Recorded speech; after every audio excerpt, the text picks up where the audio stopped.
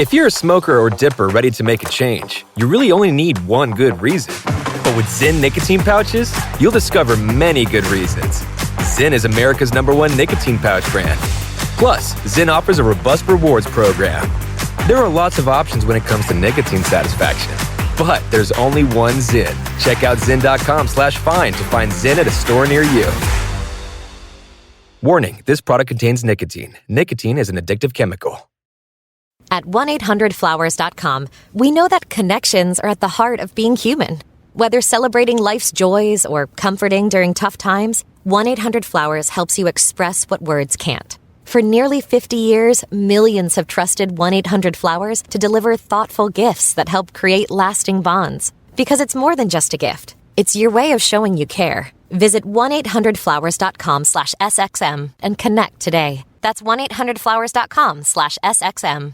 In this episode, you might hear some construction. Yeah, there was some construction noise happening. We did our best to pause for it, work around it. We're going to try to take it out. But if you hear some random weird background noise, it's just that's what it is. Someone literally taking a chainsaw to the window right behind us. Yeah, there's, New York. Concrete jungle where dreams are made of. Yeah, so enjoy the show. Enjoy the show. You got mail.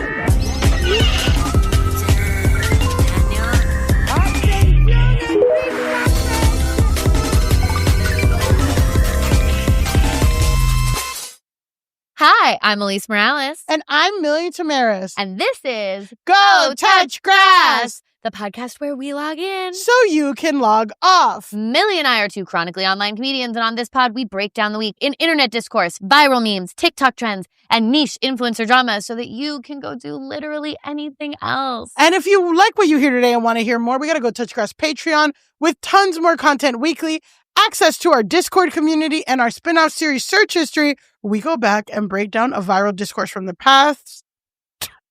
This week, we go into something that's very, very current.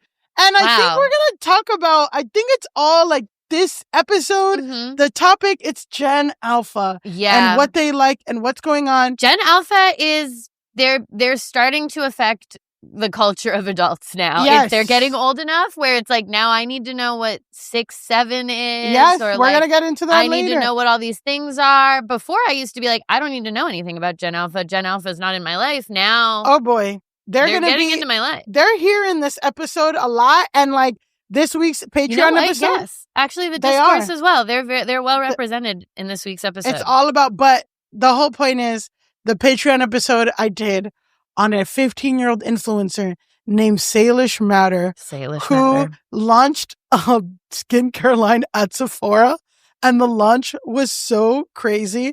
They had to shut down the largest mall in America, the American Dream Mall, which is a mall that has a ski resort and a water park and like an ice skating. It has everything in there. Yeah. So it was so crowded. So anyway. Yeah. And it's not even to see a performance. Just to be clear, it was to see a little girl launch her makeup brand. Skincare brand. Skincare brand. Not even makeup, because makeup you could understand, but skincare is like, she's selling a hydrating cleanser to 13-year-olds. And 80,000 people are showing up at the mall. And 80,000 people. Guys, listen to the Patreon. Yeah. Listen to the Patreon. And here's something else you should listen to. Our book club book, The Bewitching by Sylvia Moreno Garcia, who's an author that I actually love. I mean, you can read the book club book, obviously, but it's also available on Spotify Premium. You get access to our Discord community if you are in our Patreon at the $5 level. So get signed up for that. And we have not forgotten that we owe you all a spell. Yes. You voted. We are going to do the spell. We will be purchasing the spell live on Instagram whenever we record Patreon this week. So probably like Saturday at some point. We got to look at the schedule. Keep an eye out. We'll let you know ahead of time exactly what time we'll be buying the spell, but it will take place live on Instagram this weekend. We are purchasing a spell. Also, too, to people who are like, what happened to the pyramid scheme book? We're in talks with the author, and something is going to happen soon on the Patreon with the author of the pyramid scheme book. So the book club things are paying off. Yes. Yes, it is. And speaking of paying off and being online, Go Touch Grass is on YouTube, where we have full video episodes every Saturday with extra funny moments that didn't make it into the audio. Plus, you can now get updates on all things Grass Nation, at GoTouchGrass.com. GoTouchGrassPodcast.com. GoTouchGrassPodcast.com. Apologies. And now that all of that is out of the way, so much housekeeping had to happen. Listen, we're two Latina women. Exactly. We love to housekeep. We're hustling. We're two millennial girl bosses. We came up in the era of lean in. Lean in. Lean into your housekeeping. Lean into your plugs. Lean into your housekeeping. Lean back at the club. Wow. Lean in and lean back. Wow. And that's the correct balance. Wow. That should be your girl boss book. Yeah. Lean in, but lean back. Exactly. With Millie Tamaris. We'll figure out what it's about later. Fat But we have Joe. the title. Well, I feel like Fat Joe, Ozempic Fat Joe, because he's on Ozempic. Is he? And he's I didn't no know that we'd longer lost fat. Fat Joe to Ozempic. No. I didn't know. Fat Joe's been lost to Ozempic. I didn't know. But anyway, Fat Joe will come and do it because he did the J-Lo movie. Anyway, speaking of J-Lo movie. Speaking of J-Lo movie. We have a wonderful guest on the show today. He's a dear friend and comedian who you guys either are in the process of getting to know or will soon come to know from the reality competition show Slayers, which is out right now on Out TV. But you actually already know him if you're following us on social media. You know his work because he literally makes all of the clips for the Go Touch Grass podcast, yes. Instagram, and TikTok. He's so a very, very dear, important person in Grass Nation. Please welcome Steven Zakari. Yeah! Woo! Thank you so much. Wow. I'm so pleased to be here. I love being a part of Grass Nation. Oh, great. yeah. You're like an officer in Grass Nation. You have a leadership role. You're in the inner circle of Grass Nation. Yeah. You're like the cabinet. You're in the cabinet. Love. You're in the cabinet. It's a pleasure to be in the cabinet. Yeah. Like not in, we're a democracy kind of for now. Yeah. But there's a cabinet and you are certainly in the cabinet. Speaking of cabinet. So Slayers is basically it's like the challenge, but it's all gay people. Yep. And it's like fantasy. Yeah. How'd you end up doing the show? And tell us about it. Totally. Tell us if that was an accurate description. Sure. Yeah. What are the missions like? I think people need to wrap their head around. Totally. It's a lot going on. It sure is. And I didn't even say who hosts it. Hakuna Matata. No, listen. It's called Slayer's Wheel of Fate on Out TV. It is hosted by Tiffany New York Pollard. Yep. Come on now. I love New York. Come on. I love New York fame. And basically she calls upon 10 queers from all over the place to come help her win Castle Chaos from the evil Queen Karen. Okay. And we also are working to free her dragon, Sydney. Okay. So she has a dragon named Sydney and you're freeing it? Yeah. Okay. Queen Karen owns Sydney, the dragon. Okay. And Tiffany wants to free her. Okay. Oh, okay. And the whole thing is the way to do that is she needs our help to defeat Queen Karen. Because Queen Karen has an illegal dragon gambling situation going on in these underground casinos. Oh my God. I know. I'm like, the lore is extremely deep. Challenge is like, here's $5,000 It's fierce. if you jump bungee cord over a gorge. And you guys are doing that, but it's also like Queen Karen is illegally gambling. And it's so fierce. And you see her and she's so maniacal and stuff, but she has a pumpkin spice latte.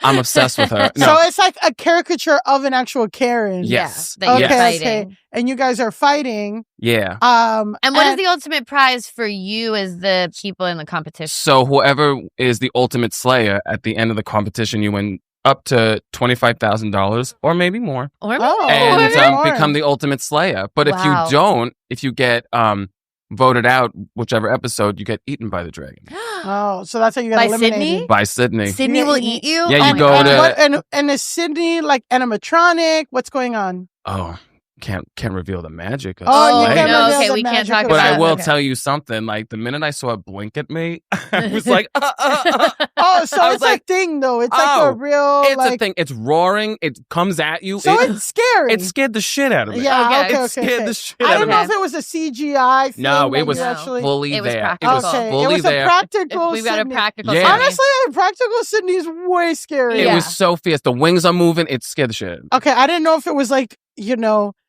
a Juilliard grad in tennis, covered in tennis balls. You know what I'm saying? No, honestly, the first thing I thought of was that dinosaur, the T-Rex costume. That's what I thought I was going to walk into a city, which is so silly. Not the case. No, not the case. They went all out with the Sydney. They sure did. As Sydney they of it should. all. As they should. And okay, so we touched on it, but Tiffany New York Pollard is the host. Yeah, obviously, she's like one of the most iconic reality TV show characters. Yeah. Especially in American history. I would say like in American reality TV show history, she's in the top.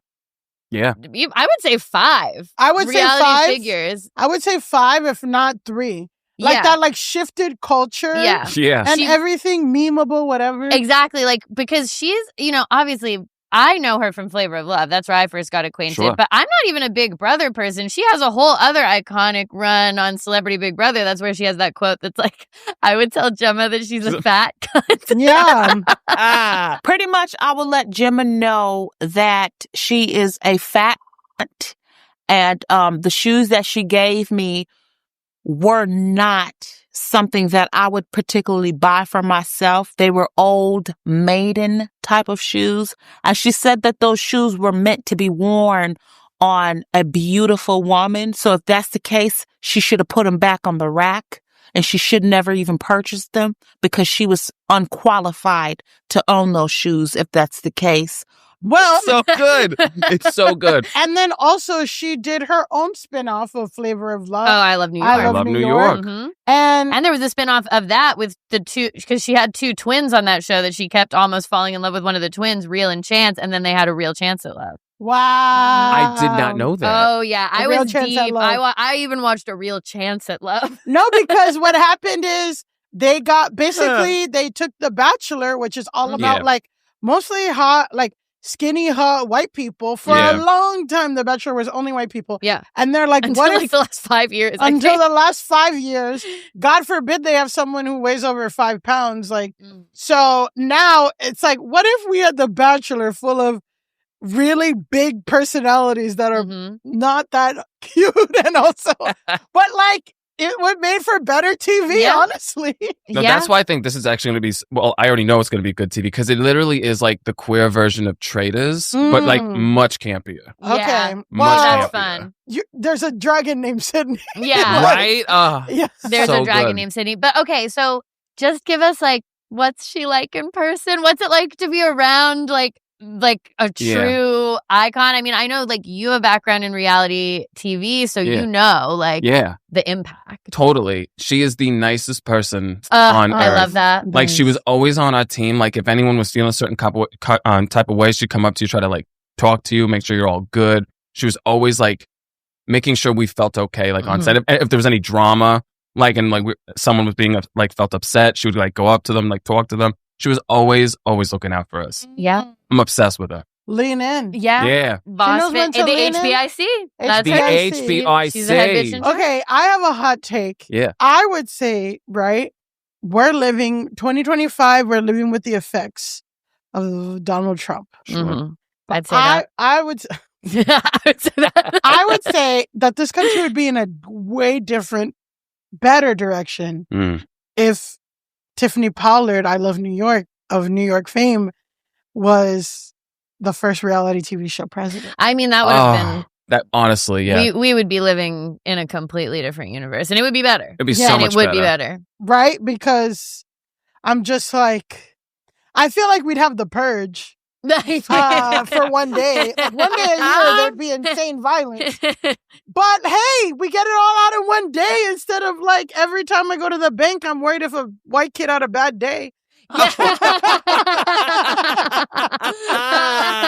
love New York. I'm just saying New York would handle it. Yeah. New York would handle it. She would handle it. I feel confident that we would have universal health insurance. I'm not sure exactly how she would get it. But I just feel confident that it would be done. That 100%. It would finally be done. It's like when you turn on the lights and you know the lights are coming on. Yeah. You don't know how it happens. Yeah. Right. You know, that's not... We don't need to know. Yeah. It's above this you, isn't but this isn't a science podcast. This is not a science. This isn't a How the Lights Work podcast. No. There's another podcast called How Does Stuff Work? And they make more money than us. And you can ask them. But until then, we are going to talk about what Gen Alpha is saying on the internet. Okay. I think it's time then. That's time to get into the Discourse. Gen Alpha. I know. Gen Alpha, are you scared? What is your impression of that? Okay, can I speak? Okay, seriously. So I was doing this comedy show. We finished whatever. I'm outside smoking my jazz cabbage. Love jazz cabbage. Yeah. Jazz cabbage. I love jazz cabbage. I love it. Gives it whimsy. Yeah. But anyway, so I'm smoking. I swear to God to you, I saw an 11-year-old smoking a Marlboro Red. Wow. I was like, that's Gen Alpha. I was like, that's Gen Alpha. What chip on your shoulder do you have? Yeah, what has brought you to a Marlboro Red? Literally. I feel like was that the cigarette you couldn't even get at a bodega? Or you couldn't get bodega cigarette, you couldn't get a cigarette in general? Because you said New York's gone soft. Oh, no, I couldn't get cigarettes in general. There was a night where I was in Bushwick, Brooklyn, and I went to three in Bushwick. 3 different bodegas, and none of them sold cigarettes. And I felt very much, again, like that character in Sex and the City who's like, nobody has any fun anymore. And then she's trying to smoke inside, and then she falls out the window. Like, I was like, I can't get cigarettes in Bushwick. Yeah, that's how she was. We were out there. She's like, how dare, what's happening to this neighborhood? I used to be able, I couldn't even get a Virginia. I thought it was Marlboro Reds. I thought they didn't carry Marlboro Reds. No, there was not a cigarette to be smoked. Crazy. And you know what? Is Marlboro Reds better or worse than vaping? That's what literally, that was my thought. I was like, at least he's not vaping. That's what we fundamentally don't know. Truly. It's probably way Who knows? Okay. There's no way to know. We don't know the lights. We don't know anything. Talk to us about the Discourse. Okay, so for today's Discourse, Stephen, you are so familiar. So I'll just say this for anyone listening who might not know. We have a new listener, perhaps. The Discourse is our segment where we talk about something that everybody's chattering about online, a story that's unfolding. And I have one from TikTok today, but first I wanted to ask you guys, do you remember the groups that I think like 2 episodes ago, Millie, you outlined are the ones that you don't want to piss off online? BTS stans. That's a good one. Swifties. Oh, sure. But I would say just any fandom. We're talking about this. I think we were saying teachers and single moms. Teachers and single moms. Yes, of course. Teachers and single moms. Maybe nurses. Well, I mean, they're not going to activate in the same way, but I feel like individually nurses can be meaner than teachers, but collectively teachers are way better at organizing collectively to terrorize you. Yeah. As a group online, absolutely. And single moms as well. True. And single moms are both powerful individually and as a collective terrifying. Sure. Yeah, absolutely. Okay, so we're talking about Teacher Talk today. This is a story from Teacher Talk. Sorry, I have to clarify. I did not piss off teachers. You're referencing the baseball trad wife who pissed off single moms. Yes. And I said I would never want to piss off single moms or teachers. Yes. But please do not attack. No. I love both groups. We have never run afoul of those groups on this podcast. Sure. But what we have noticed as now internet journalists, yes, in a way, yes, in a certain way, is that these are 2 groups that you really don't want to be tangling with. Yeah. And I would say that they're like discourse inducer groups too. Like if you talk about these groups, discourse will be induced. Oh yeah, well. So I gotta tell you, let me tell you, I don't use TikTok, and I learned so much from you. I'm like, you listen, and you have to listen. Literally, but I'm like, this is happening on the internet right now. This is very much going to feel like that. So, okay, we'll get started. We are in Teacher Talk right now. I'm going to introduce you to our main character. So it's D3THA Teacher. I'm not sure how we are pronouncing this. D the Teacher. It's Miss Dawson is how we are referring to her. This is Miss Dawson. She currently has 179,000 followers on TikTok, but this is after this kind of viral thing that's been going on with her. So, that's not, I mean, I would love to have 179,000, but it's not like the craziest huge number. So I could see it having been like 10,000 or something before this, maybe. Yeah. Because she was posting very consistently. Sure. That's just an educated guess. I have no idea.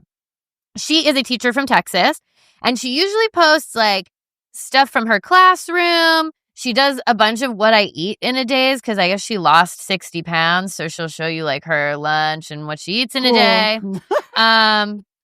lifestyle, fitness, workout stuff. Yeah, so you can see it in her bio. Sure, like high protein high meals. team protein meal. Yeah, weight loss tips. So that's Texas. Yes. There's a lot of red flags here for me personally. So, okay, take a look. From far away, I know this is like we're sitting far from it, but are you noticing a particular motif, character, figure that you can see in this screenshot of all of her classroom TikToks? Oh, sure. Is that a Hello Kitty? It is Hello Kitty. That is Hello Kitty. Miss Dawson loves Hello Kitty. Okay. And I feel like there's always a teacher like this. She's one of those teachers where it's like everything's Hello Kitty in the room. She loves Hello Kitty. That's part of her teacher brand.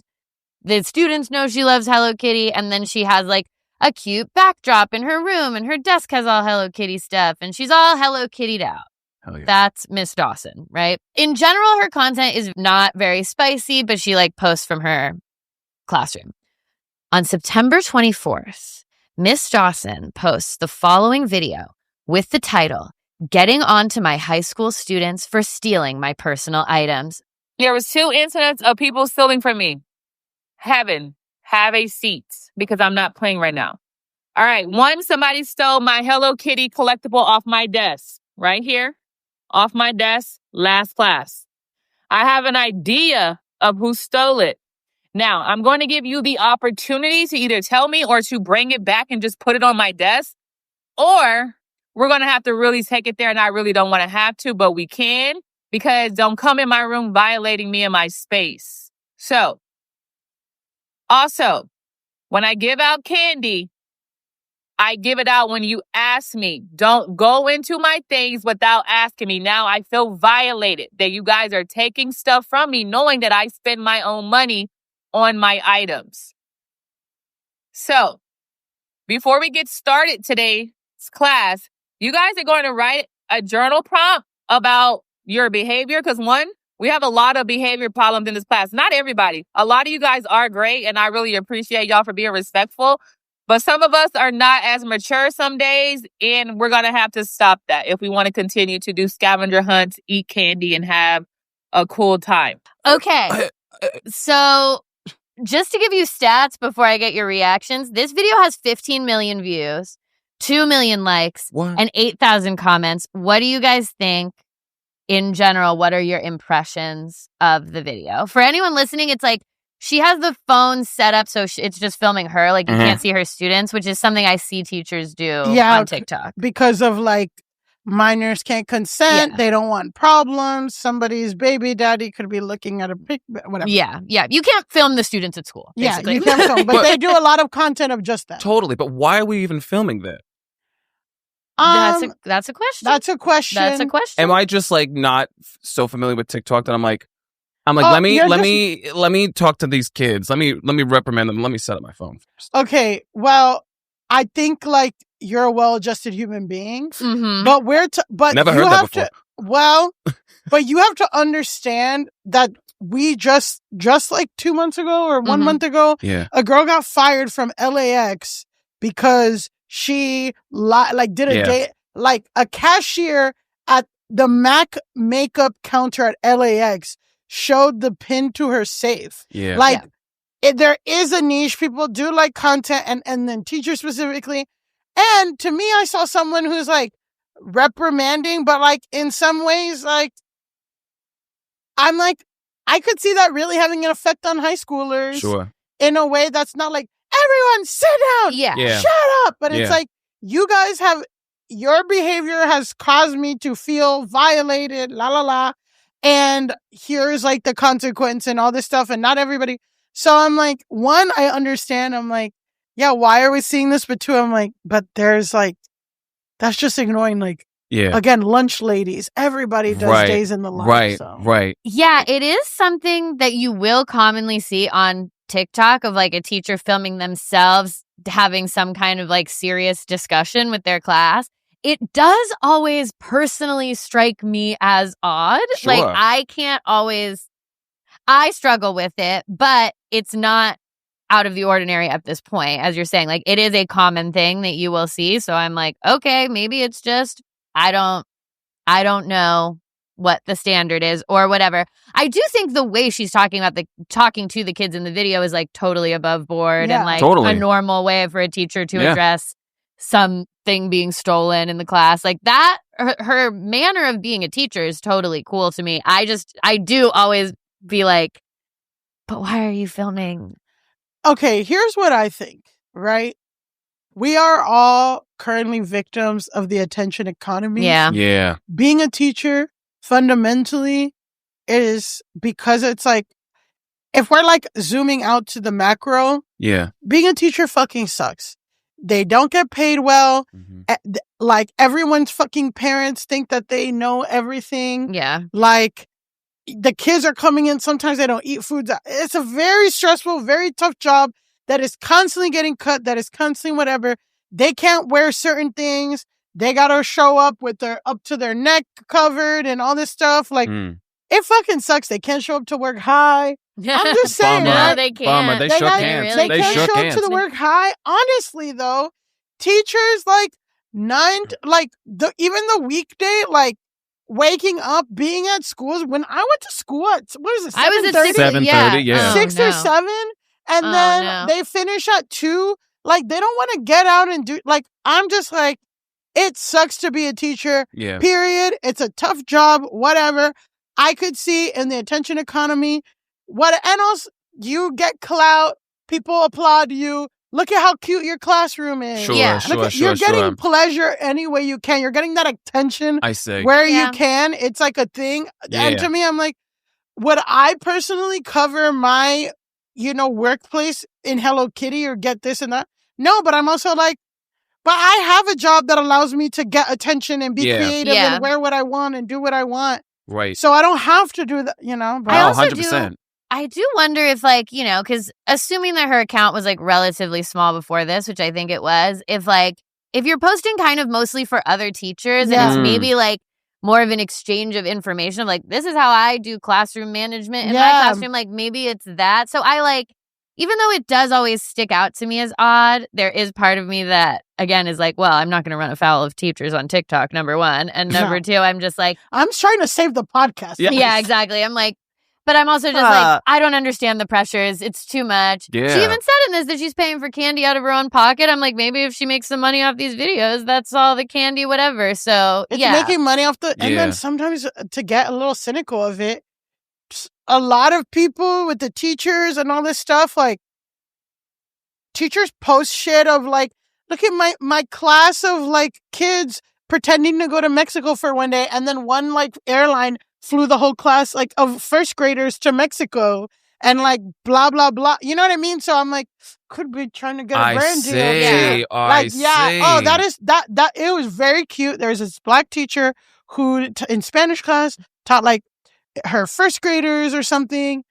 Let's all go to Mexico. And she made, like, a little passport, posted it. It went super viral. And then, like, United Airlines flew the whole... It was, like, all their, like, first time being on a plane. It was so cute. That is awesome. Yeah. But it's, like... That's totally good. Like, you know what I mean? So it's kind of, like, engagement. Yeah, and even on, like, a smaller level than that, I feel like a lot of teachers have, like, an Amazon storefront where you can buy stuff. Yeah. So I'm like, you know what? Maybe I just don't understand the hustle. Whatever. It's a hustle. There's a hustle. It's the hustle. So anyway, current impressions of Miss Dawson... in the group. I'm scared. I'm scared. Would you have stolen off her desk? Hell no. And also, like... I was way too scared in general as a student. Literally never was going to do anything bad. Off the desk. I would have never... But also, like, I think, too, just another thing that I feel, too, is, like, she's playful, she's fun, she's younger. I could see that high schoolers really... Especially, like, the way the high schoolers misbehave is, like, testing the line, testing boundaries, pushing. So I'm like, I could see her, like, that's her, like, hey, you guys cannot just dig into me. I know I'm friendly, whatever, but I'm not your friend. Right. I'm still in a position of power. Right. You cannot do this, like, blah, blah, blah. So I'm like, Like, setting some boundaries. Yeah, you have to. Yeah, with high schoolers? With high schoolers. With these kids? With these Gen Alpha kids? They're high schoolers? Yes. We know they're high school? Okay. So this is a high school classroom. I'm not actually sure. I think they're juniors based on other videos. She teaches a couple different high school classes. Like she has freshmen and juniors, so it kind of depends. For sure. The Hello Kitty collectible in question here is a Hello Kitty Funko Pop that is actually kind of valuable because, as it turns out, it's like an original Hello Kitty Funko Pop. Oh my God. So it's not like, I was seeing estimates between $150 and $300 for this Funko Pop resale value. So it's not like, game changer money, but it is a valuable Funko Pop. Now, for anyone who's not familiar, Funko Pops are these little vinyl figurines. They're produced by the American company Funko, which was founded in 1998. It gained mostly, it started to become popular in like after 2010 because they started licensing super popular figures. So for everyone at home, I'm showing them that's like, there's a Harry Potter one, there's an Up one, Stitch, obviously. We've got Spider-Man, Groot, fucking Anna from Frozen. Like any type of like fandom related thing, there is a Funko Pop for that thing. And like similar to the Labubu, you want to kind of like complete the collection. Right. Yeah. Like you want to get all the Harry Potter ones. You want to get all the Frozen or something. Exactly. And like, so they retail between $10 and $15, but also similar to the Labubu thing is like there are rare ones, Right, there right. are discontinued ones, there are like ones that only were a limited run. So there are ones that are worth more. And I guess because this Funko Pop was, she says, bought for her from a third grade student that she had. So I guess she previously taught like elementary school. And one of her third graders saved up their money and bought her this Funko Pop 6 years ago. Aww. So when the kid bought the Funko Pop, it was probably like $10, but now it is actually like a rarer Funko Pop. She did not know this. She learns this over the course of like this video going super viral. People are like, and actually that Funko Pop is worth money. Yeah. So she didn't even know. No, she didn't know. Likes Hello Kitty. And it was sentimental, probably too. Yeah, it was sentimental. And the student was like, oh, my teacher likes Hello Kitty. She's been really great. I'm going to buy her a Funko Pop. She buys the Funko Pop. She said she kept it in its box for like 6 years. And then this year she took it out and she put it on her desk. And then when a sub was in there, she had a sub. While the sub was there, someone stole the Hello Kitty Funko. Not the sub. Putting it on the sub. Putting it on the sub. Not okay. Right. So this video goes super viral, right? This is like end of September. And we start to get I'm going to do some like counterpoints throughout this. Yeah. So we start to get the first phase of discussion, which is people arguing over whether or not she was wrong to have a valuable in the classroom. So victim blaming. Yeah, basically being like, well, why do you have your Funko Pop in there? And it's like, because what? Because it's my classroom. Right. Schmuck. Like, what do you mean? I want to decorate it how I want. What are you talking about? I mean, if it's like a rare katana or something, I could be like, rare katana. maybe not, but it's a fucking plastic toy that a student gave you. Literally, a student gave you. You didn't, and she didn't even know that it was valuable. No. It was just like oh, God. Yeah, like she wasn't considering it as a valuable. And she gets into this in further videos, but she's like, I'm not even mad because it's valuable. I'm mad because someone walked up to my fucking desk and stole this. And it was probably a student. Yeah. And it's also like, maybe people don't want that shit in their house. Like, yeah. Or I'm just like, it's your workplace. Like, you spend most of your time at work. Like, it goes with the work theme, obviously. Like, why, it's a little victim of me of like, well, you can't help people stealing. And it's like, no, actually, but if it's like mostly a student, like, yeah, fuck you. Literally. Yeah. Yeah, no, and also, like, again, these are high schoolers. They know not to take something off of somebody's desk and steal it. They know not to steal someone's Funko Pop. Yeah. These Gen Alpha kids know not to steal somebody's Funko Pop. Cuckoo Kaka Insano. You're getting candy from her. She's so nice. And you're taking her freaking Funko Pop? Are you kidding me?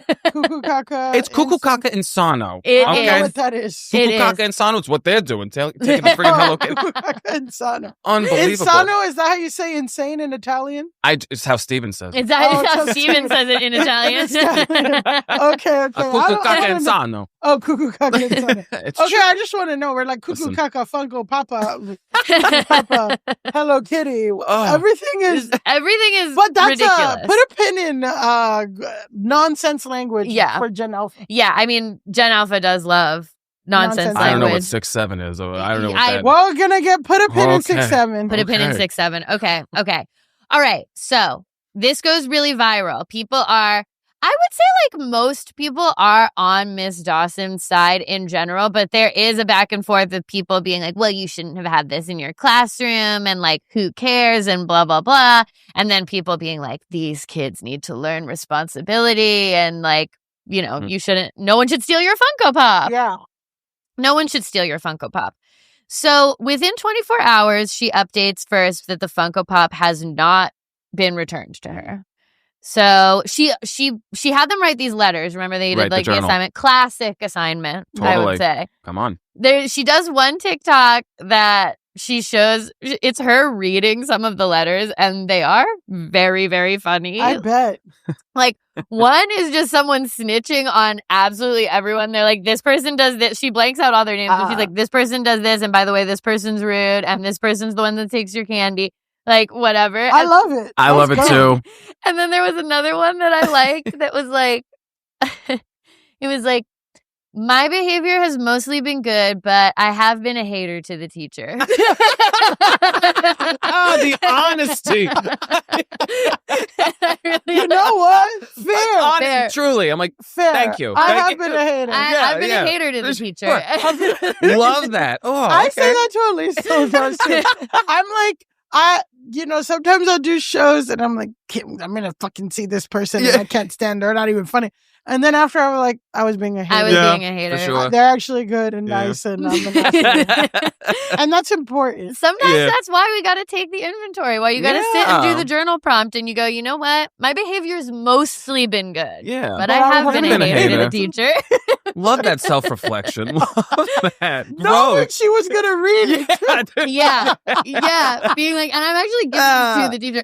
The one that was like labeled with all the names, it was the paper was titled The Truth. And it was just, I mean, like, this person does this person does this, blah, blah, blah. Oh, it reminds me, when I was in 4th grade, I used to have to write journal entries, and I got in trouble because I wrote, I'm so, and like 3 lines, because it has to fill up the page. Oh, totally. I wrote 3 lines of so tired. It's true. That's you can't get one over the teacher, guys, is all I'm saying. They always I had a note confiscated once that I passed in English class, and it just said, the first line of it was just, in English, it's ... Okay. And the teacher, like, I remember her giving it back to me and she was like, this is like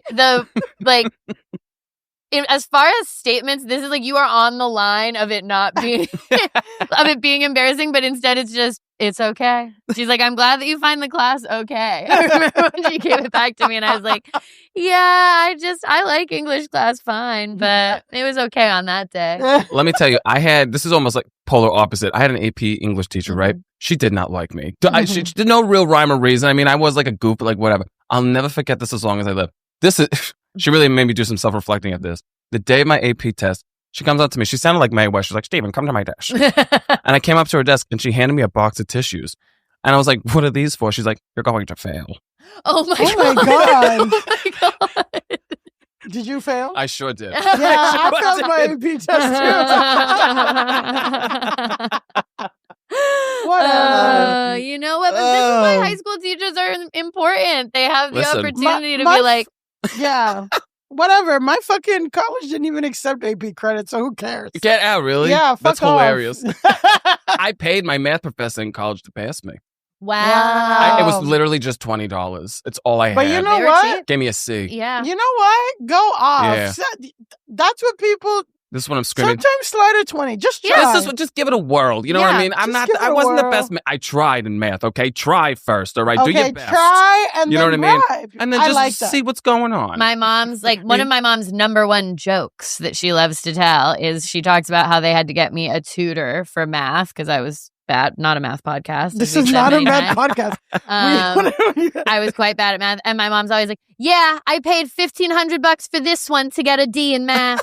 And I got a C in the end. I got a C in the end. I love how that's a joke. That's her joke. Yeah, that her she says joke is so brutally roasted. No. And like she winds up to say it. Like any opportunity when it she can wheel that one out. It's like I'm like, mom's gonna say her thing about paying $1,500 for me to get a D in math.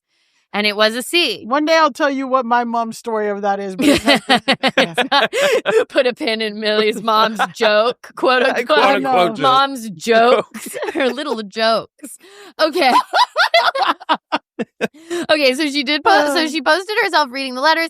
Then she's kind of like continuing. She's doing her normal content. She religiously does what I eat in a day as a teacher who lost 60 pounds. I forgot about that. I forgot about that part. She has not missed a day of what I eat in a day as a teacher who lost 60 pounds. That's getting posted every day. She has not missed one opportunity to post that. She also starts posting herself she's getting gifted a lot of Hello Kitty stuff now. Other students are stepping in, giving her like other small Hello Kitty tokens, but at the same time, the thief of the Funko Pop has not come forward. By the 30th, that's 6 days later, Funko Pop has not been returned. Wow. The Funko Pop has not been returned.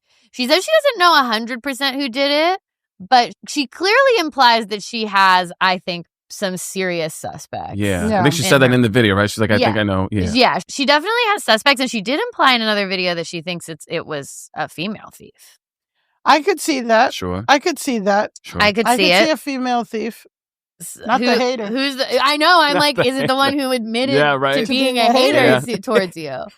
I don't know. But it seems like they were being so self-reflective that I feel like they would have returned the phone. I think that was full honesty. If they were really being like, I'm going to change my ways, I'm no longer going to be a hater to the teacher, what better way to signal that than to returning the Funko Pop? I feel like this girl was just, that person was hating for the love of the game. Yeah, no. That person's not taking it to the next level. You're right. You know? For the love of the game. I wonder if the teacher was looking at that and she was like, wow, she's been hating on me. From the back of the class. I didn't even know that she was one of my haters in here.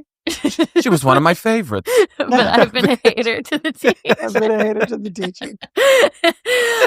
Okay, so she's getting gifted a lot of Hello Kitty things, both from students and now from people on TikTok who are sending her That's why extra. They do it. Yeah, like, exactly. No, now I'm getting it. I'm understanding. People will buy throw $10 from buy a $10 thing from an Amazon wish list. So she's doing unboxings, etc., all of this. But then, so it's like, okay, her content tiers are what I eat in a day as a teacher who lost 60 pounds. Then, updates about the Funko Pop and also her, receiving new Hello Kitty related things, showing off her new Hello Kitty related items. And then she posts one more, sad TikTok that there's no audio to it. So that's why I'm not showing it. But it's basically, the premise of it is that she had to get a sub again. So she took down all of her Hello Kitty stuff and then put it away and then put it back up when she returned because she doesn't trust the kids with the Hello Kitty stuff anymore. Well, when they have mean, sure. Wouldn't it? She took down the wallpaper. She took it all down. So she said no. She took everything down and she said, when the sub is here, you don't get any of the Hello Kitty stuff because I can't trust you. Wow. So you can't have a camera. No, I guess you can't spy on the kids. So so this gets addressed with her. That, she's not allowed to put a camera in the classroom because you can't film the kids. So it's like, no, for real, that makes perfect sense. But so she's still relying on these kids to come forward with the Funko Pop. None of them have come forward. So then finally, on October 6th, she posts this next video. All right, you guys, let's get straight to it. I am finally filing a police report. So, as you guys may know, I was out for a few days last week. I had a sub, and I let all my students know to have integrity and just put my Hello Kitty back on my desk while I'm out, and no one would know a thing.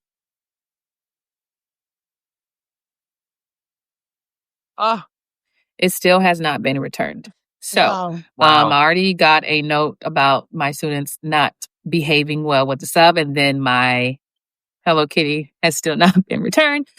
So I am finally filing a police report. So that is currently what's happening. It is a shame that I can't feel comfortable, safe in my classroom as I have over the past few years. To know that my item was stolen and not returned to me is very heartbreaking. And I've never experienced this. So for people to say you shouldn't bring valuables to school, one, I did not know this was a value, right? This was sentimental to me because my student bought me this 6 years ago and I finally took it out the box this year.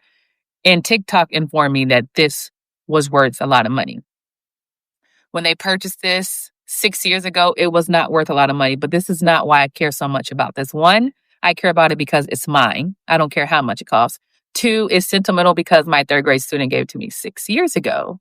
And three, why are you stealing somebody else's property? Audible. And now that it has value, I can file a police report. So thank you all for that advice. I will be taking it and I will be doing it because I mean business. And as you can tell, I am very much so upset because I still have not got my missing item back. So that is currently what's happening. A police report will be filed. Thank you. Okay. All right. So this video has 15.7 million views, 1.9 million likes, and 20,000 comments. So 20,000. Major discourse induced at the reveal that she's filing a police report. Stephen and Millie, talk to me. What do we think? Honestly, I kind of love it. I kind of love it. Yeah. I kind of love it. I mean, I know it sounds extreme, but it's like there has to be a lesson learned. Yeah. Clearly, these kids, they're not being nice and they're not learning their lesson. It takes 2 seconds. I'm sorry I took the damn thing. Yeah. I'm sorry I was a schmuck. Here you go. You know what I mean? I guess, though, I can also understand the other side of it. It's like a police report. They're young. They got they're children. They're dumb.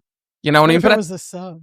Yeah. Plot thickens. There were some people who were like, Maybe have it we was. ruled out the sub? Have we ruled out the sub? She didn't seems even to consider believe very strongly that it's it was not a the student and it was not the sub. She does not seem to be considering at all the possibility that it was the sub. But this question has been raised. Anytime you involve police or you talk about calling the police, especially with the history of this country, very rightfully so, like people get sensitive.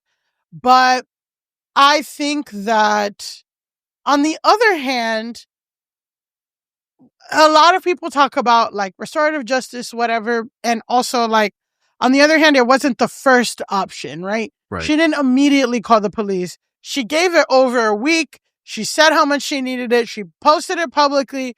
She did a lot of things. And when we were talking about the effects of COVID that COVID had on children and stuff, it's like being isolated, whatever. Obviously, it caused developmental issues for kids who are 6, 7, whatever.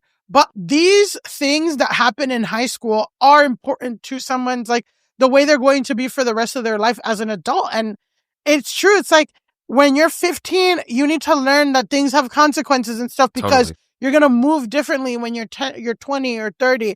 But like, if you're 15 and you're like, oh, it's okay that you stole candy from the teacher. Oh, it's okay. You can take off someone's desk. Oh, it's not that big deal. Oh, it's only $10. Like, exactly. That is antisocial behavior. Yeah. Right? Like a teacher, somebody who's giving you a fucking education or whatever should be able to see whatever and not have to touch it or feel like it's yours or whatever. So I do feel like she kind of exhausted all options. Yeah.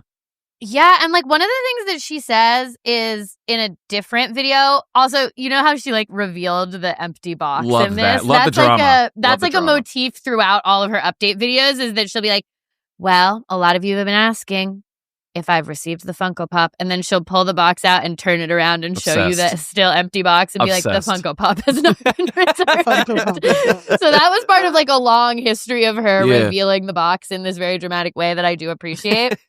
But another thing that she said is that she's like, yeah, I haven't involved my principal because my principal's busy, and I haven't involved parents because she was like, parents don't read their emails when it's about grades. Like the parents are not going to get involved in this Funko Pop situation.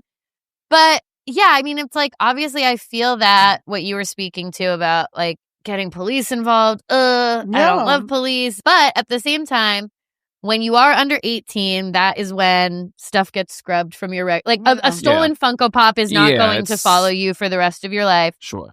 The likelihood that the cops just kind of the cops aren't going to do it. The likelihood that the cops do kind of anything is very minimal, but the max that I feel like would happen is that they would show up and be like, you can't steal the Funko Pop. That part. Yeah. That's probably where this would be headed. And it is one of those things where it's like, yeah, that's kind of part of the value of high school is that you start getting treated like an adult a little bit more. Yeah. Right. And it's like, no, you can't steal stuff off the desk. Like, these are the consequences.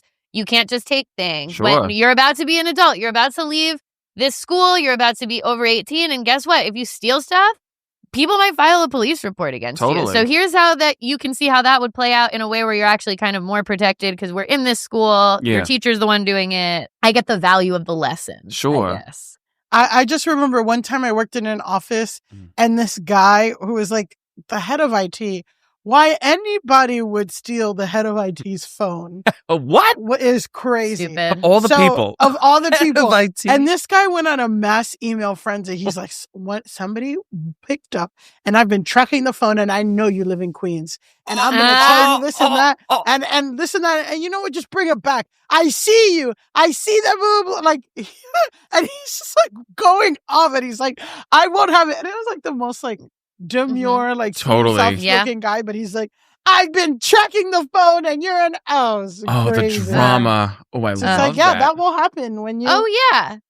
Yeah. You try people and find out. Totally. Listen, I'm just going to say, not that I think you should steal, but like, if you're going to steal, you steal from your job. Those corporate fuckers, you steal from them. Like, I would steal from a corporation. Corporate, like you work at Target. Fuck Target. You know what I mean? Like, that's different. But if you're stealing from your teacher, the one, listen, I know many of us, you see your teacher so much during the week. I mean, so many of us, I know I'm one of them. I've called them mom because I see them so much. Yeah. So you're going to disrespect that? You're going to disrespect the teacher like that? Yeah. Totally. Come on. And that is, I feel like, part of the lesson is like, hey, if you want to be a little thief, think about the person you're stealing from. Is it someone you're going to see every day? Literally. Who can look you in the eye and be like, I think you stole my Funko Pop? There are many lessons folded into this one. Not stealing is the main one. And then also stealing smarter is probably a literally. That's what like, if you're going to be thieving from people, maybe you don't steal the Hello Kitty obsessed teacher's Hello Kitty Funko Pop. Literally. The teacher who's like Texas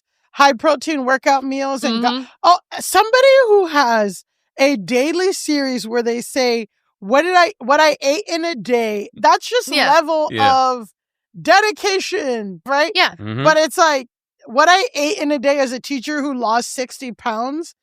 I don't want to get anything involved with this woman.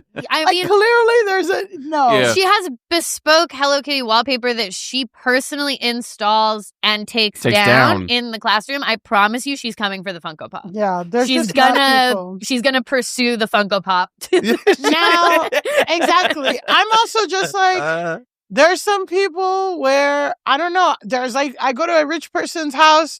And they have all these chips. I might take a bag of chips home. Sure. That's like whatever. That's like different. Totally. That's different. You're a teacher in a Texas public school? That's what I'm screaming. A black woman? A black teacher in Texas? No one's been more impressed. It's fucked up. And she loves Hello Kitty. And she loves Hello Kitty. She gives out candy. Hello Kitty. Because this is where we're going back to the Funko Pops and Labubus are things that adults have. And it's a lot of people who have nostalgia for back in the day, but also that can't buy anything substantial in the present or the future. Yeah. Like, they're not going to get a house. Let them just enjoy the Funko Pop. Yeah. So, okay, I pulled some comments here. We've gotten into a bunch of them, but I feel like this exchange completely summarizes the entire discourse in the 20,000 comments. Yeah. It's just Kay saying, a police report over a toy, ... that's much. And then J355148 responds, you really want kids to grow up thinking they could get away with anything? We have some more comments that I pulled. So one is, high school is old enough to know better. And then we have Cardi B at her trial meme. So I obviously had to post that one. A police report about a damn Hello Kitty. Filing a police report for a Funko as a grown adult is kind of wild. LOL. Teens need accountability. Theft is crime. Do you think we shouldn't have consequences for our actions? I'm confused why you said you wouldn't inform administration or parents, but bringing it to social media, how is that appropriate? If I was the principal, I would feel some type of way. I kind of agree with that. Yeah. I'm like, you should have escalated to the principal or the superintendent before you called police, but... But what did she say? She said they were busy? Yeah, she was. But the police ain't busy. Yeah, I was gonna say, I was. Everyone in Texas has a gun. They're busy in Texas. I do kind of agree. Like that one, I am kind of like, it is strange to me that we're doing this all on TikTok. Yeah.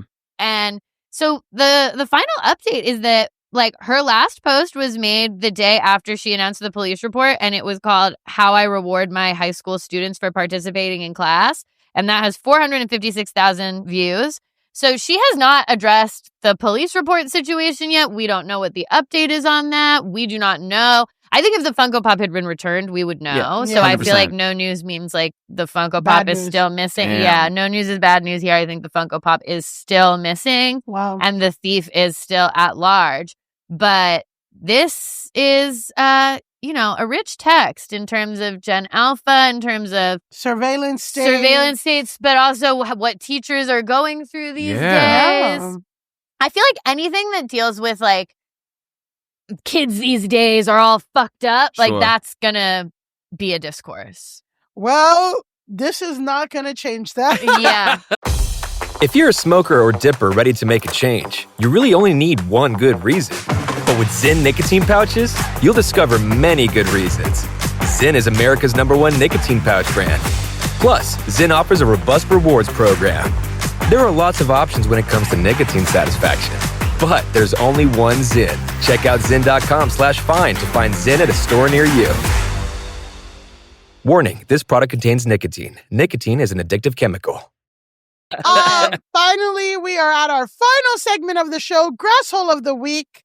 Guys, this is the segment where we choose one person, a group of people, many people who need to go touch grass. Okay. I feel like I'm gonna let you guys weigh in. Okay. But I personally, going into the story, feels like everybody needs to touch grass. Okay. Everyone needs to get offline. Okay. But whatever. So before we get into this cross-generation beef, we need to introduce you to the main character of this story, which is next slide. So this is a singer by the name of Sombr. Yep. So Sombr is the stage name of Shane Michael Boos, an American singer-songwriter and producer who gained viral fame on TikTok. The music blends rock aesthetics with pop, and the work often explores themes of heartbreak and self-reflection. The breakout single Back to Friends and Undress amassed over 1 billion streams. Ooh. Yeah. His whole career is due to TikTok. His 2022 single Caroline went viral and racked over 30 million streams on Spotify, leading him to drop out of LaGuardia High School. Wow. Of course, Yes. sure. LaGuardia High School is performing arts high school. Timothy Chalamet, Nicki Minaj, a bunch of people went there. The way a boy like this will come from LaGuardia High School. You know what I'm screaming? He screams Lower East Side. He screams. Well, what you guys need to know is we're looking at a picture of him. He looks very Chalamet-esque. Chalamet also being a LaGuardia grad. He's wearing like a little blazer and a shirt that says John Lennon. I'm like, this is a LaGuardia High School dropout for sure. Yeah, because he dropped out to focus on music full time. Paid off, it seems. His debut album, I Barely Know Her, was released August 2025, and he's been nominated for multiple MTV Music Awards, Music Video Awards, and stuff. And he's currently on his Late Nights and Young Romance tour to kind of support this relief. So this is kind of his vibe. You guys called it out. Very like moody indie pop. And isn't he like 6'7"? He's very tall. He's very tall. I've seen that he's somewhere between 5'11" and 6'7", but it's hard to tell. 5'11" and 6'7" very is different. Huge very different. I know, but it's hard. Well, he's either like kind of short or he's extremely like tall. No, I think he's like at least 6'1", but I looked up how tall he is. Copy that. It's impossible to know. So I don't know. It's impossible to know. Very but Jack Skellington. He's very Jack Skellington. You know, the body type. Because he's very, very thin. Yeah. So I don't know if he's actually super tall because he's thin. But yeah, he's very thin. Thank you for bringing that up. We'll put a pin in his thinness. Okay, that's Sombr. That's his 5. We're already whatever, right? On October 13th, a TikToker by the name of Meganator posted a 9-minute long video about her experience going to the Sombr concert in Washington, D.C. She said, quote, "It was one of the worst experiences of her life." Oh. She said that at 25 years old, she was older than most of the crowd. The entire crowd was tweens. Okay. Yeah. She first said that the opener was really whack. She kept fake waving at people, like she had no stage presence. The music wasn't a good match. The girl didn't know, she didn't have it. And then she said when Sombr went on, she said that he was like not focusing on music, and it was like all brain rot humor. And he was barely singing and doing terrible jokes. What? And she said he started the concert 2 minutes in, he made a 6'7" joke. Right. So 6'7", what does 6'7" mean? 6'7". 6'7". I can't even take it anymore. It's a viral slang with many possible meanings. Oh my God. It's very common with Gen Alpha. Sure. Some people claim it's the equivalent to so-so when paired with a hand gesture of palms facing upward, with each hand moving alternately up and down. Go like 6'7". Yeah, exactly. Others say it's a reference to NBA player LaMelo Ball's height of 6'7", or the rap song Doot Doot 6'7" by Skrilla. If you ask the internet, 6'7" can mean nothing and everything all at once, adding to this mysterious allure. Yeah. What? So she said, this is another thing that she said too. She said that when she saw Sombr dance, it's like a combination of Napoleon Dynamite and Slender Man. So the video's 9 minutes long. I know. The video's 9 minutes long. We're going to watch 2 minutes of it just so you guys can get like the main criticisms. Okay. And then I want to hear your thoughts. Sure. Can't wait. You know what? This sucks, but at least I'll hear my favorite music live, right? Like, this is going to be so fun. I left early. I didn't even hear my favorite music. He proceeds to make a bunch of niche meme references for like the 12 to 16-year-old age range group. And I only understand them because I'm chronically online, but every other adult in the room, including my boyfriend, is like, why is he speaking in tongue? Like, what is he saying right now? Just ridiculous to hear out loud. Like, it was like brain rot on stage. And it was like, this is really killing the vibe a little bit. Just play the fucking song. Yeah, he did the exact opposite of that. About 30 minutes in, he cuts all the music and he's like, we're now going to have the Sombr dating show. Raise your hand and come on up on stage if you want to call your toxic ex. Make sure it's toxic and make sure there's somebody who's going to pick up. Again, all the tweens.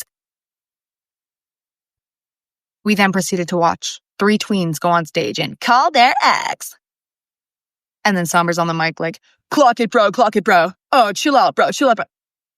I've never had such secondhand embarrassment for someone and felt such a deep cringe. Like, you know, if you see like something cringe online, you can just like exit out or something, right? I'm sitting there, I was like, wow, I paid money to see this. Like, I paid money to suffer through that. It just got worse. It just kept getting worse the more it went on. He would make like super niche references to like 13-year-olds, but then he would also say like super vulgar stuff about like getting his dick sucked. And it was like, so you know your audience is clearly 13, yet here you are. Okay. There was a moment in between songs where he literally just randomly went, bark for me. And you hear the arena of 13, 14, 15-year-old girls start barking. And then immediately followed up with, yeah, and daddy. Oh. All of that. And he wasn't even a good performer. Genuinely, it sounded bad. Like, he said he had bronchitis. It seemed like that wasn't the only issue going on there. It just doesn't seem like he knows how to entertain. He's maybe too young. Maybe he has to grow into it. I don't know. Dancing was terrible. Singing was terrible. He would let the backtrack play over the most important notes. And it was like, okay. He had this weird moment where he like had a temper tantrum on this clothing rack. Like, there was just a clothing rack and he starts throwing stuff around. And again, you know, like the 12, 13-year-olds are like, any logical, like level-headed person in the audience is like, what are you doing? Like, just sing the song, bro. And I had to leave. I had to leave because it was the most egotistical performance I've ever seen in my life. If I had known he was like that, I would never have paid money to see him. Wow. I mean, that sounds really bad. Really bad. Why? You're telling the 12-year-olds to call you daddy? You're talking about getting your dick sucked? Like, what are we doing here? Like, what are we doing? For the record, Sombr's 20. Yeah. Which I guess for me, it's like, I wonder if the success of Sabrina Carpenter as like being funny and having this little world in her shows and like arresting someone for being hot and all of this stuff is like, I wonder if he's trying to create that kind of atmosphere. And it's like, yeah, but she actually has stage presence and like is funny. And it's produced and it's worked out and yeah, it's like an actually choreographed and thought through thing. And then also the music is like, she's also performing the fuck out of these songs. So I'm just like, I wonder if he thinks that he's curating something funny because of that. But I too would be very upset if I went to a show and then he was just like saying memes a bunch and not really performing the music. Also, like, where's your management? What are they saying? It's like, Sombr, could you stop being a dick? Like, what are you doing out there? Well, that's crazy. I feel like their barometer is that the teen girls love it. They just love it so much. And he's going to do whatever, but it's just like, yeah, I think with Sabrina Carpenter, the difference is fundamentally she's a woman. Yeah. And she's very small and like she plays into her character and stuff, but it's very different to have a woman lean into her sexuality for, you know, and the thing about Sabrina Carpenter is that the majority of her audience isn't young boys. Right. Yeah, no, young it's people listen, young women listen to her stuff, but it's like not young girls. No, and I just feel like I'm seeing that. I feel like I'm seeing like a proliferation of Sabrina copycats and attempts, and that does include the song "Would" on Life of a Showgirl. But I think that I'm like, what you guys aren't getting is that Sabrina Carpenter actually is funny. Like that's exactly right. Actually, is she has a comedic mind to concoct a funny stage show and then perform and deliver on a funny stage show. If you are not personally funny, don't put together a comedy forward stage show. Like, why are we calling exes on stage? What is that? Yeah, so to the X thing, the Sombr dating show is something that he does like at every show. You can see I was going to show it, but it's basically like he gets a teen girl on stage. He's like, why did you break up with your toxic ex? How is your ex toxic? And then the girl's like, this one girl's like, my boyfriend dumped me because he has more TikTok followers than me. And then she'll call up the ex-boyfriend. Sombr calls and says like, you're a loser. You have 50,000 followers. I have 4 million. And everyone's like, so that's a real thing. Okay. This video got 770,000 likes and 5.5 million views. So it is a thing about, I think what you're saying too about Sabrina Carpenter is that she did spend a long time performing. She didn't really have a breakout for like years and years. She was stuck in the asylum. She was stuck in the Kia asylum for a long time. Me and you are trapped in there, but we're getting out. We're going to get out. We're going to get out of the Kia asylum, which is the Kia asylum is where really talented women are just stuck in there for a little too long. But the thing is, she was performing the whole time. So that's how she's able to curate this audience. It does sound like he's doing like a comedy show. Yeah. And it's like, that's a different experience than a concert at a small, intimate theater. Because again, too, for me, I'm like a stadium show. I kind of want big, grand, spectacle, fun, a show. Yeah. A small, intimate theater where I'm there like with 500, 1,000, 5,000 people. That intimate space, like, I want to hear the music. I want to hear the art. Like, I don't want to go to this big, huge, not music experience. I don't know. Yeah. No, I agree. And I also feel like, not to keep harping on Sabrina Carpenter, but it's like her having a funny show is also related to the music that she puts out. Like, she puts out kind of like funny albums. She's always doing wordplay. She's always doing this stuff. I've listened to Sombr a little bit. He has that one song, Sally. I heard Undressed, I think. Sally is Role Model. Role Model. Exactly. Put a pin in Role Model. Who just did SNL. Okay, Role anyway. Model just did SNL. I was mixing them up. Either way, but I have listened to Sombr's music a little bit, and I'm like, it doesn't.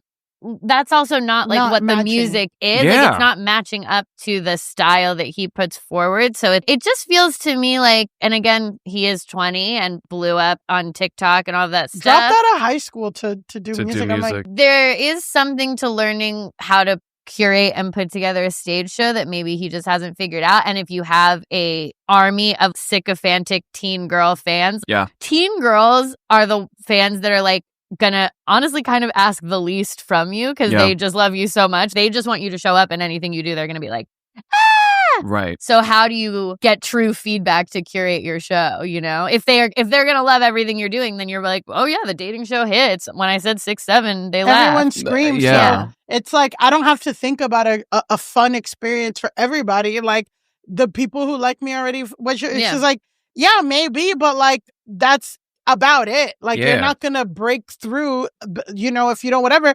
And that's why it's like it's good to be in the Kia Asylum.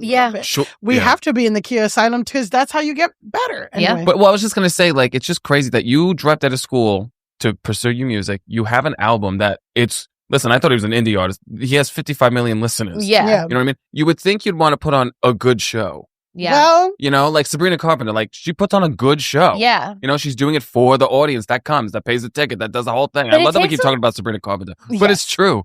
And it takes a long time to know what a good show is. That's kind of the vibe that I got is like, I wonder if this guy is like a talented musician, certainly, but like is just getting into this like live shows of this nature and like doesn't realize what a good live show is or like what it takes to be a charismatic on-stage performer.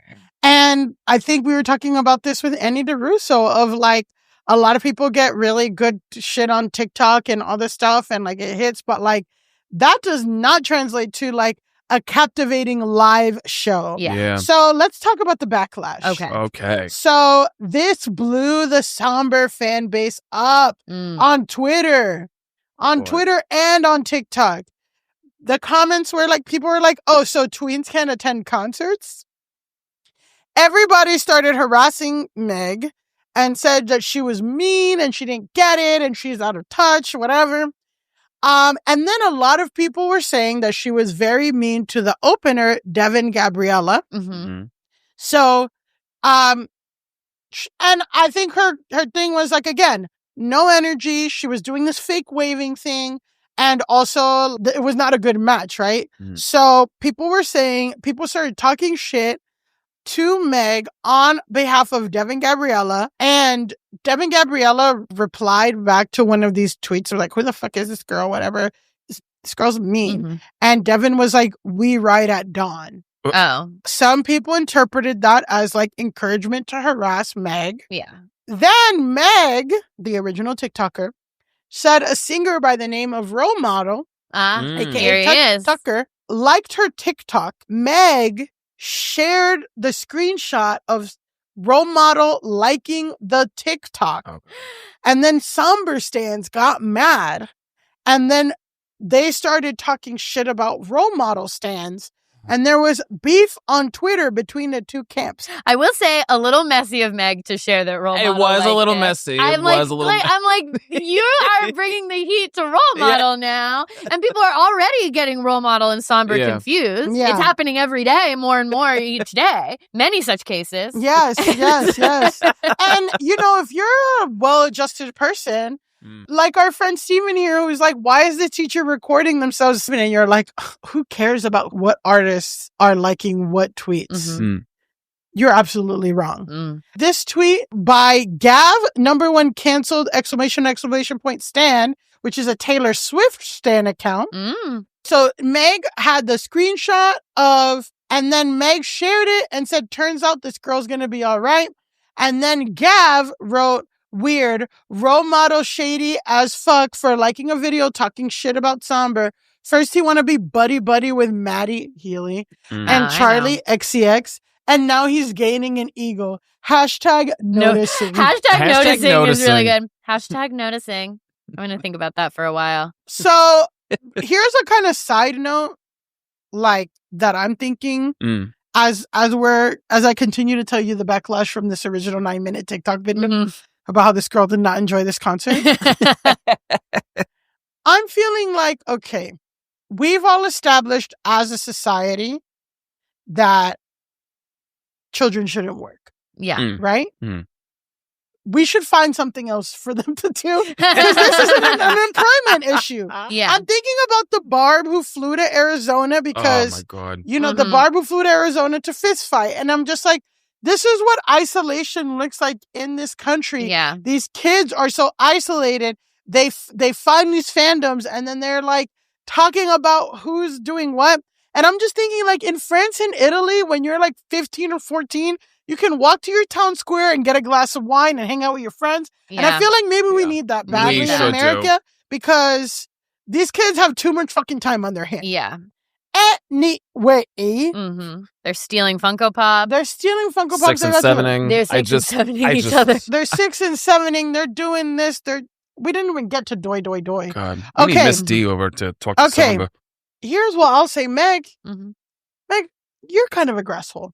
Yeah. Meg, you're a grasshole yourself because you already said that she was messy for posting Tucker, a.k.a. role models of her video. Yes. But when she noticed that it was getting hot for role models, she took the story down and then she posted and she said, LOL, that was Photoshop. So people wouldn't harass role model. But then people were like, well, everything you said was a lie. And she was like, no, you're stupid.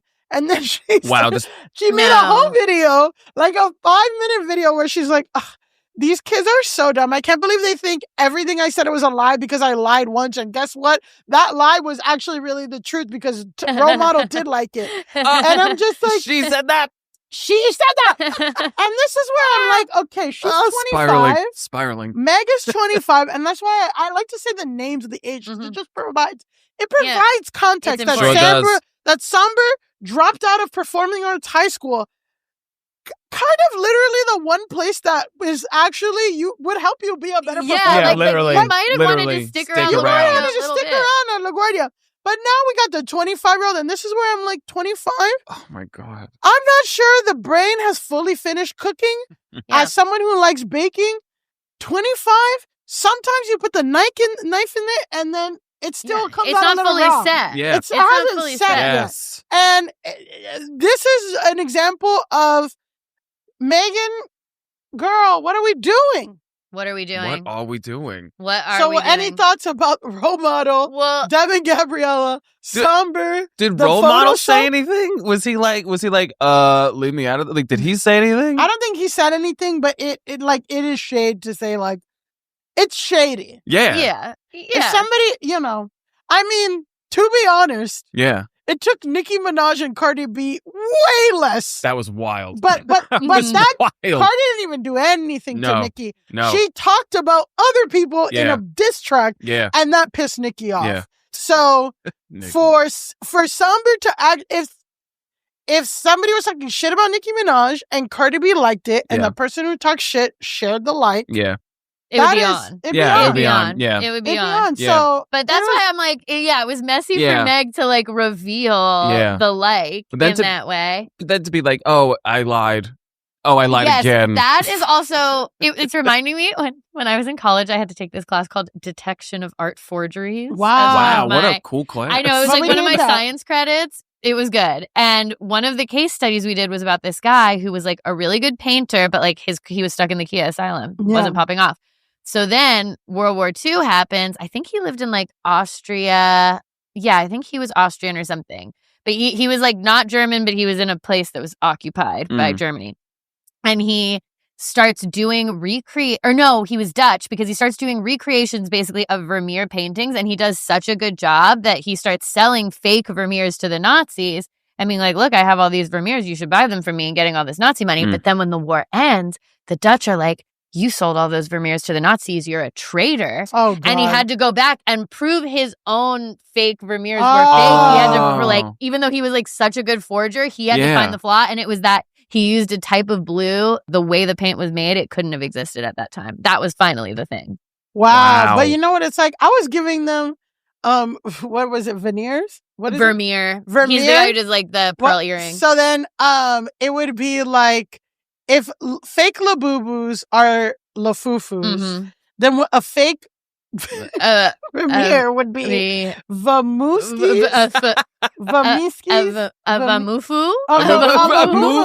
So he was selling the Vamufus to the Nazis. Yes. And then the Dutch were like, those are our national treasures. You sold our national treasures to the Nazis. You're going to jail. And he's like, no, I was actually tricking the Nazis. I'm a bigger hero than you could ever imagine. They were all Vamufus. They were all Anyway, that's my tangent of the episode. No, that's great. Any thoughts, Steven, so far?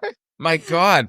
I'm just like, it blows my mind that she was like, actually, I said it was a lie, but actually I'm lying again. I'm like, what was she trying to, she's just fully spiraling at that point. She's fully spiraling.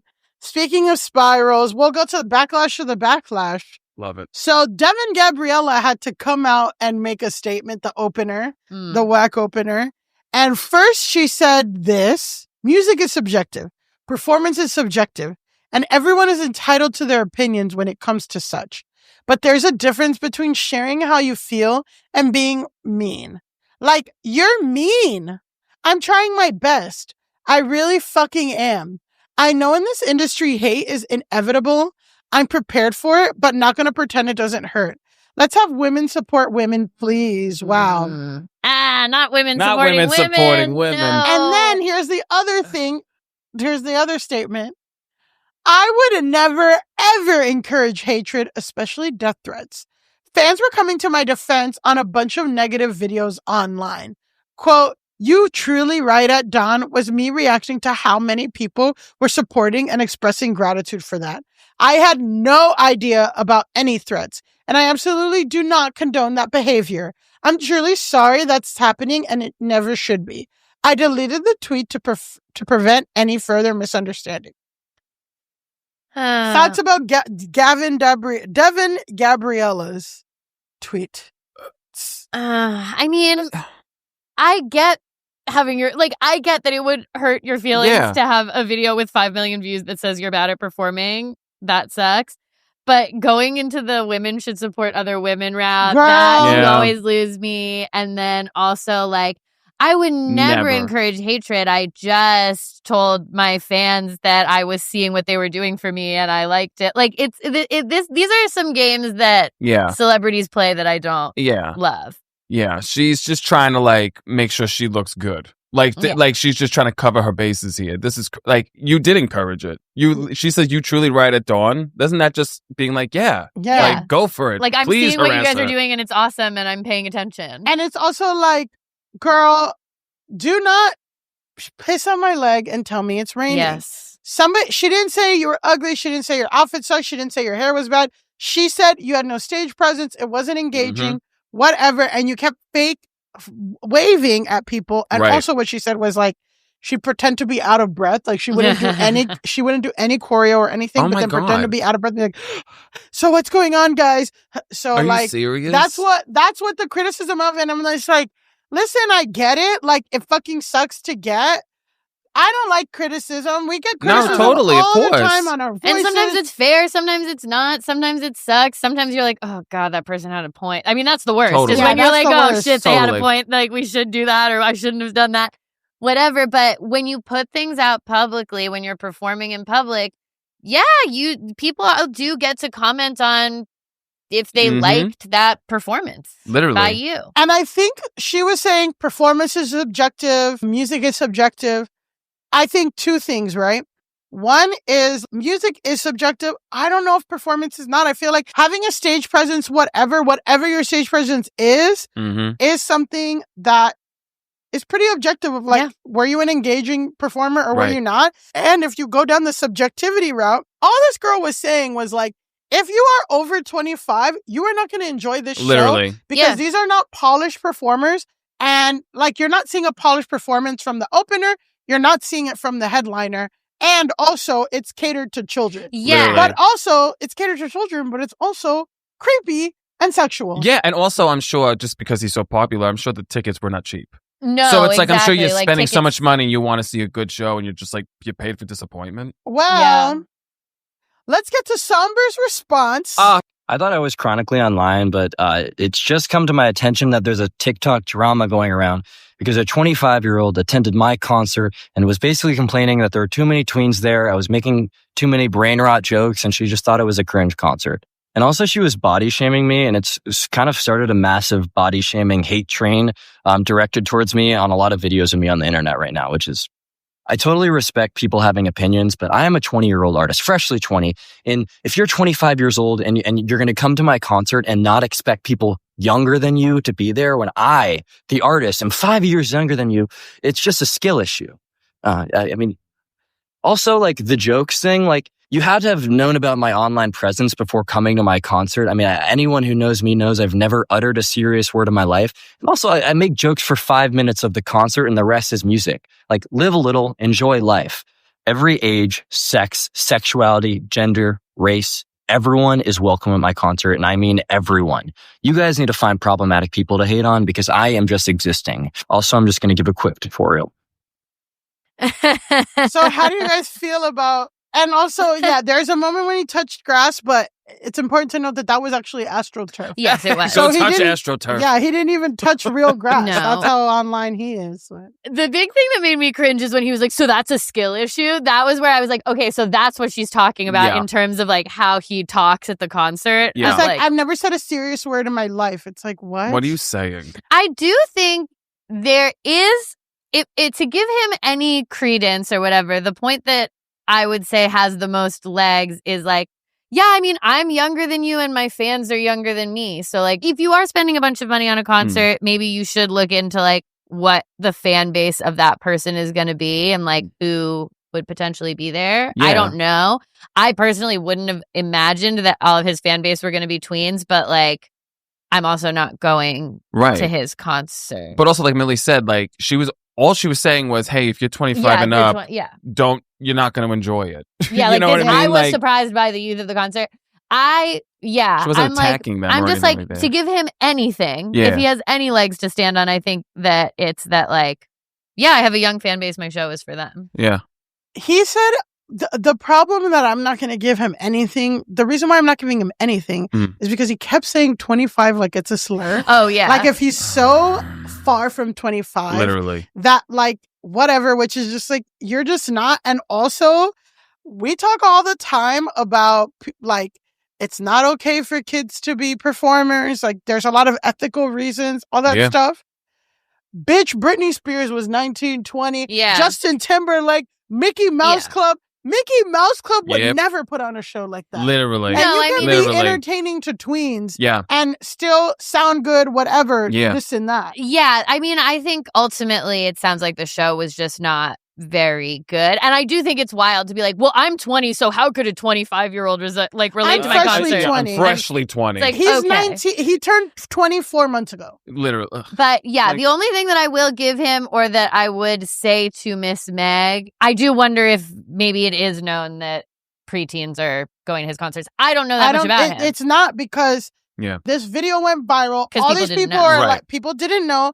And all these people are like, thank you, because I like his music, but now I won't go because I don't want that. I wouldn't have imagined that it would be preteens that would be the demographic, and that it's like, not only is it preteens that are at the show, but it's like the show is catered to them very specifically. And so it's like according to him, it's not designed to be liked by a 25-year-old. Well, and that's another part that he didn't address that is also the main issue too, is that if you know your audience is tweens, why are you making sexual jokes? Why are you talking about getting your dick sucked? Why are you making them bark? Why are you calling yourself daddy? Yeah. That's inappropriate. And then we were that people started talking about like One Direction is a group where it's like they had crazy fans, whatever, but they're not talking about this, that, and the third. They're not calling people's exes. Yeah. They'll like pick a girl from the crowd, put her on stage, whatever. That's different than like calling up. So, and then another thing was the body shaming. Okay, yeah. So I was like, what is that about? Yeah. So because she said he looks like Napoleon Dynamite dancing and Slender Man, but like she wasn't body shaming him, but he took that and was like, you're body shaming me. And it's like I think to him, like people talking about his body, how he's very thin, all this stuff, like, is in a way body shaming, but I'm also just like, first of all, it's a stretch. fucking tread lightly, skinny, white man. Tread lightly on using body shaming as a way when people are talking about your body, when it's like that concept was created for women. Mm-hmm. And it's not like men can't get body shamed or anything, but it's body shaming does exist with men. Like with Chadwick Boseman, when people were like, oh, he's not muscular anymore. Look at how fucking skinny he got. And it's because he had fucking cancer the whole time he didn't say it. Is different than Sombr's very skinny and he dances very awkward. Yeah. It looks like you said Jack Skellington. Yeah. Yeah, I mean, that's the thing is also like the Slenderman Napoleon Dynamite thing feels more about a physicality than me. I mean, obviously it is. She chose those two things because he is between 5'11" and 6'7". He's at least 6 foot. Let's say he's at least 6 foot. Because he's tall and he's thin. Yeah. Whatever. But to me, that's more about like the physicality of those two things than it is about like the physique necessarily. Or physique is secondary to the physicality. Sure. She did do like a side-by-side video of like Napoleon Dynamite and Sombr dancing, and the similarities were strong. That's hilarious. But also, it's like everyone can have their opinion. I don't understand why Sombr took the time to even address it. It's like, bro, you have 55 million listeners. You're doing so, like, what are you doing? Well, it's also very funny, and maybe this is why you're saying everyone needs to touch grass, but it is very funny to be like, you should touch grass, when also it's like, you're very famous. Like, you could just not respond to this, and it would actually be the coolest way for you to do it. Literally. You just be like, I'm actually so far above this. I'm a very popular artist.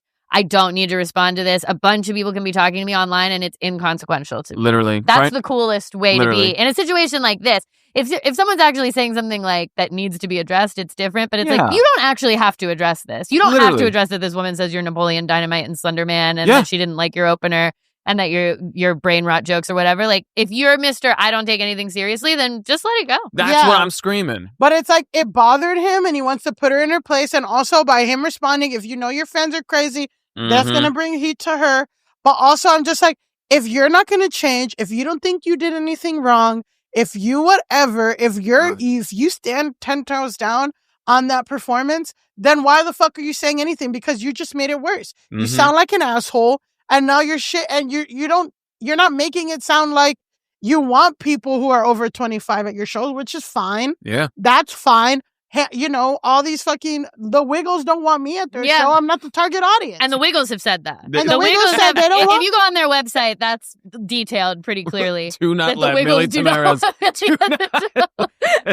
Haters! I was a hater to the teacher. So we'll watch one more video. I really liked how this girl summed it up just to sum up this whole thing. Then we're going to wrap it up and get out of here. Gorgeous. I think Miss D should have talked to Sombr. I know. Well, that's what I think. In many ways, this is a video by Hallie, and she's very much giving Miss D energy. Hell yeah. I hope she has an empty Funko Pop box. Sombr should have never posted a response to that girl's video. His response was terrible. He should have just said, if he had to respond, right? If it was bothering him that bad, which it clearly was, he should have just said, stop body shaming me. Stop sending that girl death threats. My concerts are open for everyone. Everyone is welcome, but I understand everyone may not like my concerts. That's simple, right? He could have left it right then and there, because for him to get on the internet and tell her she needs to touch grass, that she's too old for his shows, that this is a skills issue because she should have known his audience. Huh? I'm sorry. I feel like stan culture has kind of infected everyone's brains. Just because you see an artist live doesn't mean you know everything about that artist. Sometimes seeing an artist live when you're spending your own money is as simple as the ticket was affordable, I like a few of their songs, and I haven't done anything fun in 3 months. Sometimes it's that simple. Sometimes it really is that simple. You don't have to know everything about the artist. You don't have to know what their fans are called, who their fan base is. You don't need to know all that information to see them live, right? And also for him to address that, but completely gloss over the fact that she said a lot of his jokes were inappropriate to be saying to minors. Okay, yeah. I don't know why he would put that on the internet. So true. I mean, no, she's right. Nailed it. She's right. And I actually don't even think I was going to give him the credit that I was the small amount of credit that I was giving him, because now that I've thought about it more, I'm like, you're not saying the thing that I wanted to give him credit for, which is like, hey, I cater my show to a younger audience. I get if you're not older, but it's like, no, he's saying that it's for everyone, but my fans are younger and maybe you at 25 or just too. I'm like, actually. A skill issue.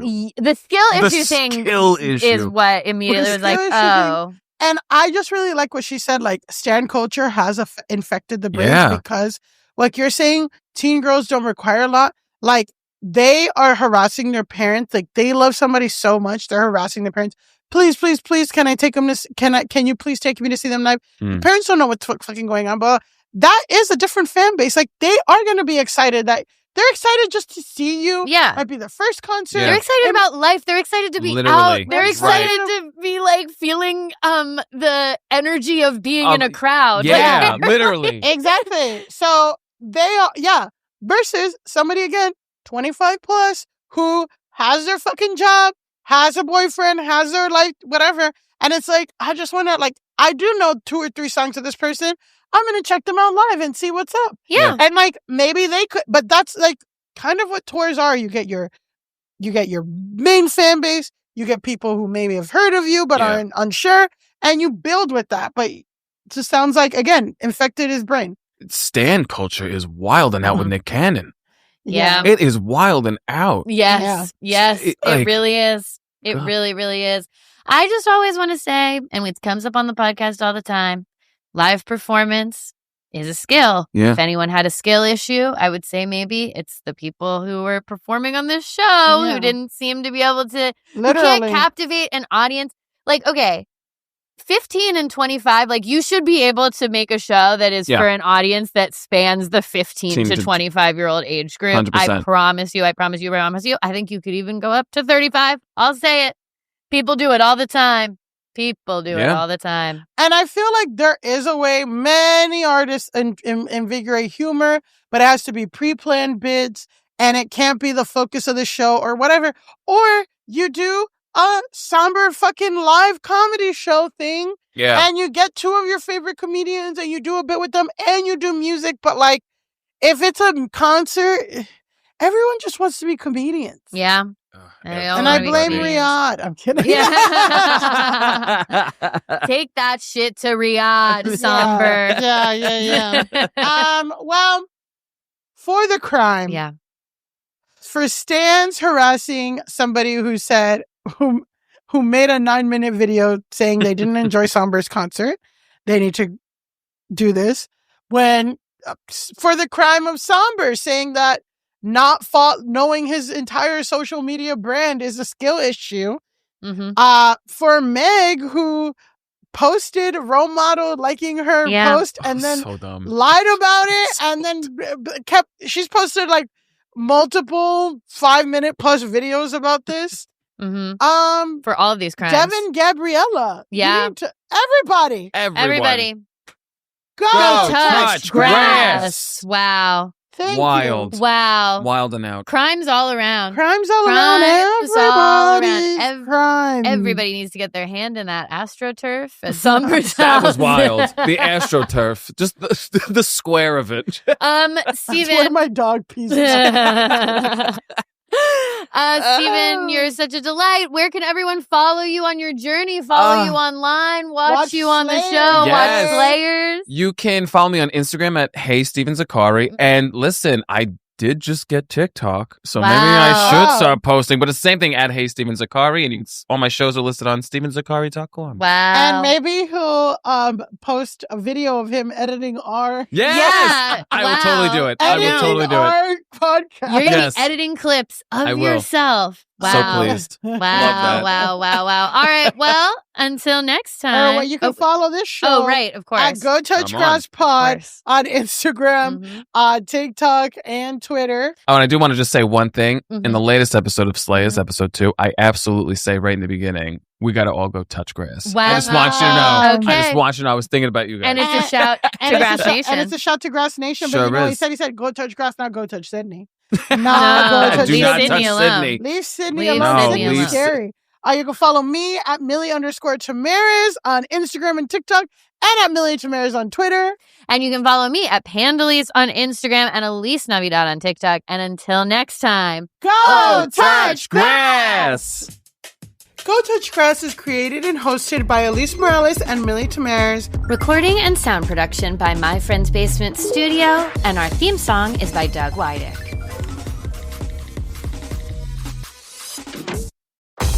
If you're a smoker or dipper ready to make a change, you really only need one good reason. But with Zyn nicotine pouches, you'll discover many good reasons. Zyn is America's #1 nicotine pouch brand. Plus, Zyn offers a robust rewards program. There are lots of options when it comes to nicotine satisfaction. But there's only one Zyn. Check out Zyn.com/find to find Zyn at a store near you. Warning, this product contains nicotine. Nicotine is an addictive chemical.